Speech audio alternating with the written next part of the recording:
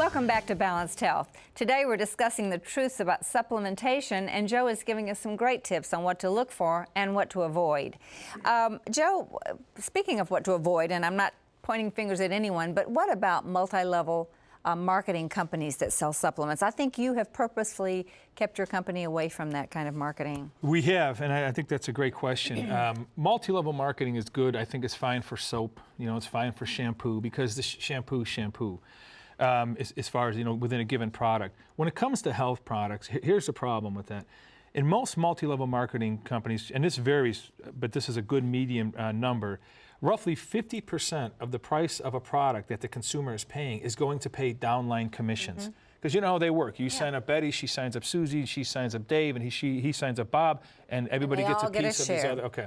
So roughly 50% of the consumer's price. So if you're paying $40 for a product, that means $20 is going to just pay the downline commissions. Now within that other $20, you have the company's overhead, all their infrastructure, rent, all that kind of stuff. Of course, they're entitled to a profit, and you have cost of goods. Cost of goods. Now, so what does that leave for cost of goods? Well, typically in a multi-level marketing company, what you're going to see is if a product retails for $40, $4 or 10% is really all they have for cost of goods, because their overhead and everything is going to be about 30%. That's a typical average. 10% for cost of goods is 40%. 50% for the downline commissions is 90%, and 10% for a net profit for the company. So you see that you have very little in the container. So could we say a good rule of thumb is, and I know a couple of companies, and they're good, respectable companies, but would a good rule of thumb be, look at the potency of their product. Look at how much of something's in there and have it, compare it to something that, for instance, like Kylie products that are not multi-level, and just kind of see how watered down they are? I mean, is that a good way to That is a good way, Shirley. We love when people take their labels and compare it with this label, and that's not, you know, I'm not meaning to be bragging here. We're just saying that because we know what we put into this.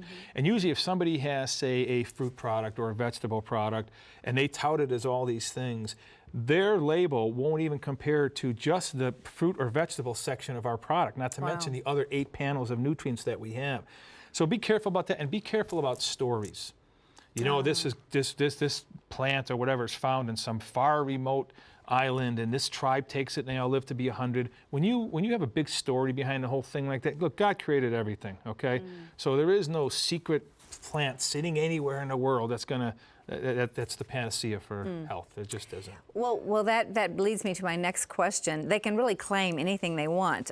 What are the regulations for supplements as opposed to regulations for food, for instance? You know, it's ironic, Shirley, it's so inconsistent. Now, certainly the regulatory on supplements, as far as how it gets in the jar and what it goes through, is not regulated the way it should be, certainly not regulated the same way food is.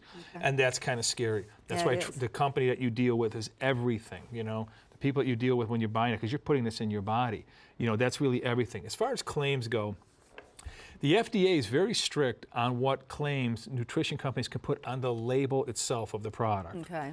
But they don't seem to be, and maybe it's because the resources just aren't available, they don't seem to be so adamant and thorough on what people might be saying in their other marketing material. In which they may have a DVD, a sales DVD or whatever, and they have all kinds of testimonials on there. Right.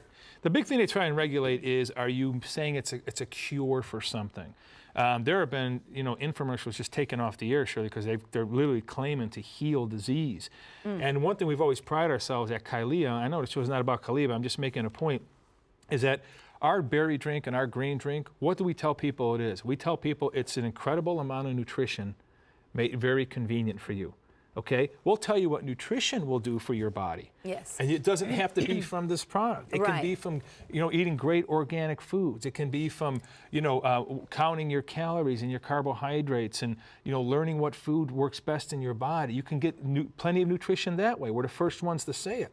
But for 90% of Americans who don't have the time, we've put that all those things that we talk about that you need to do, we put into a scoop. And that's really what this product is. The miracle is God's creation. And I like what you say, because you say this is not the only good product out there. There are a lot of good supplements. There are high quality supplements. The thing that I so love about it, though, is it's all in one product and it's reasonable. And what is a reasonable budget? I mean, you know, young families, I mean, you know, when you become an empty nester, you have more money to spend on organic foods and supplements Sure. and things like that. But I remember as a young family, I mean, I was doing good to buy groceries, you know.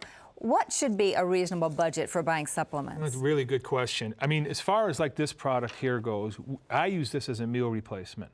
So if I spend a couple bucks a day on this as a meal replacement, that's less money than a cup of coffee or a bag of chips and a candy bar. I think you know where I'm going with that. Yeah. So if you're using it as food, that's one whole budget. But as a supplement, Shirley, I think people should be able to eat food, you know, nutritious food, and especially if you don't have health issues, should have to supplement very little or use something like this as food. Oddly enough, one of the I reasons— use it for breakfast too. you know, Kylie, as a nutrition company, used to have 40 some odd products, and we only have a handful of products now. We have the base for everybody, the basic thing like this product here, and then we have some of the other things we talk about targeted towards your age and gender. So I'm not really big on taking handfuls of supplements. Well, for more information on that, of course, you can go to the Kylia.com website and find out more. But we're out of time, I'm sorry to say, but you can learn more about supplements by visiting TLN.com and then clicking on shows and then going to Balanced Health. And also be sure to call right now and order a copy of today's show. A lot of great information. To submit your health questions, email us at balancedhealth@TLN.com or call us at the number on your screen and we'll answer them on the air. For Joe Costello and myself, thanks for joining us. We'll see you next time on Balanced Health.